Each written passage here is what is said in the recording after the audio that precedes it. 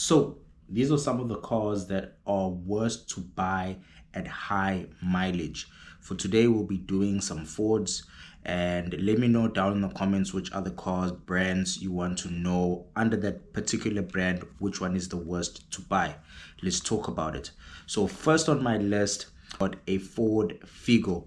The Ford Figo is one of the worst cars you can buy at high mileage if it has not been maintained well. A Ford Figo is only good if you get it from the first person that got it from brand new. I'm talking about the Ford Figos which are from 2010 going upwards to 2014 model, the 1.4. Okay, so the main problems that I've encountered with those ones is that the water pipes tend to give a lot of problems. The water pipes being your coolant return hose, the one it gets very hard to find, and those things get brittle and they crack, and if you're on the highway sometimes those break off and your vehicle overheats and give you problems. Next on the list is suspension problems on those cars. I think this past week alone I've had two Ford Figos in the shop, and my clients wanted to do the full suspension, and the total for those, the spares came to about 15,000. So can you imagine paying about 15,000 for suspension repairs? That's just parts alone. Okay, so overheating is a common thing on the Ford Figos because of those plastic return hoses and all of the other things on them. And then another thing that tends to be a problem on the Ford Figos is the power steering pipe that goes over the exhaust manifold. That thing is nonsense. It always causes the Ford Figos to catch a light because ATF, as you know, it has got a combustible state. So at a certain temperature, ATF is combustible, so it catches a light. I've posted 1-2 videos on my TikTok of Ford Figos that have caught a light because of that ATF leak, because of that power steering pipe that runs over the exhaust manifold. So next on the list, we got a Ford EcoSport, the EcoBoost engines. Horrible. Whether you have it on a Ford Fiesta, on a Ford Figo, on a Ford Ambiente, on a Ford Transit, on the Ford EcoSport, it is a horrible engine to buy at high mileage, as well if it wasn't maintained well and you didn't get it from the first owner. Okay, let's talk about the things that I as a mechanic go through and have seen that are a problem on these cars. Okay, the first one on the list will be the wet belt, which is otherwise known as the cam belt. So the wet belt normally gets stuck on the pickup.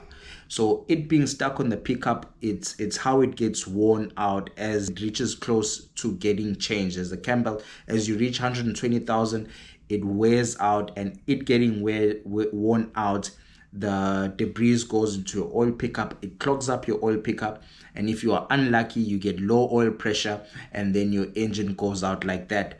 Your bearings get worn out, and then you have to do an engine overhaul if you neglect to do it on time.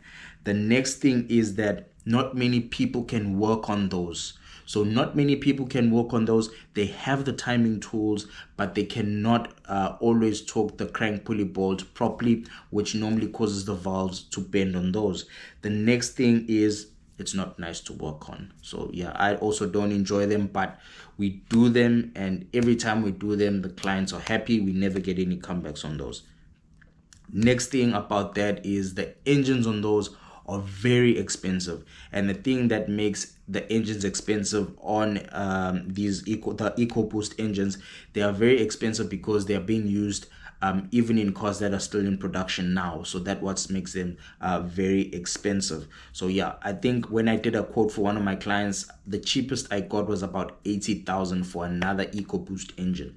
So you can get them for around 70,000, but yeah, it's not worth it. Next one on the list, the last on the list, is a Ford Ranger. Okay, so the Ford Ranger as well is a big mistake to buy at high mileage if it also has not been maintained well. Okay, so one of the things that are bad in the Ford Rangers is the high revs on the 5-speed gearboxes. So the high revs on the 5-speed gearboxes normally causes a lot of engine wear internally on the engine, and that's why those engines tend to give problems a lot. And that's why further along the production line, they started to take out the Ford Rangers with 6-speed gearboxes. It was because of the high revs. So at 5th gear, you get a lot of high revs. It's like it needs a 6th gear. That's why they started to produce them with 6-gear gearboxes. All right. Next thing is the injector seals. They always give problems. They get worn out and they start to leak. Next problem with those are the all-wheel drive clutches are a little bit expensive. The gearbox is very heavy. You need to work with that one with a couple of people when doing that one. So yeah. What else? The injectors tend to give up on those. I advise my clients that got Rangers to at least every 180,000 or 150,000 remove your injectors and go get them tested by diesel places like Mackenzie Diesel, all the places where they test and service injectors, because they tend to overfuel as time goes on, and when they overfuel, you start getting black smoke, and as time progresses as well, they start to damage your pistons and cause very catastrophic damage, and it's normally much cheaper to replace your engine rather than to fix it. Okay, another problem is they are high risk. Those cars get stolen a lot in our place, which is South Africa, Durban, KZN, even in Joburg, everywhere. They get stolen a lot. They're very easy to get stolen. So with that being said, that's one of the most problems you will encounter with the Ford Ranger, it being a high risk. So the most reliable car on Ford, my opinion as a mechanic, is the Ford Bantam. I'll let you guys know if I think of another Ford that comes to mind that is really reliable.